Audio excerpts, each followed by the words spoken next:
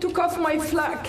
This is my flag. Where is my president, former President Ghani? As you know, I'm from Afghanistan, and I'm very upset today because Afghan women didn't expect that overnight all the Taliban came. They took off my flag. This is my flag.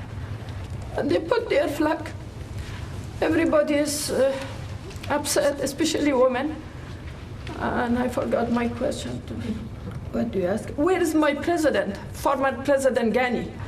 People expected that he bye-bye with the people.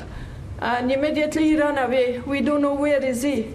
And we don't have a president. But we don't have any president. We don't have anything. Afghan people, they don't know what to do. Women has a lot of achievement in Afghanistan. I had a lot of achievement. I left from the Taliban like 20 years ago. Now we go back to the first step again. Do you have any comment? Where is our president, Ghani? He should answer to Afghan people.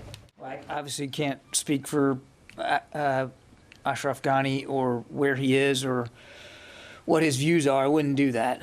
But let me say with all respect that I understand, and we all understand, the anxiety and the fear and the pain that you're feeling. It's clear and it's evident. And nobody here at the Pentagon is happy about the images that we've seen coming out in the last few days. And we're all mindful. Everything that you're seeing in the last 48, 72 hours is personal for everybody here at the Pentagon.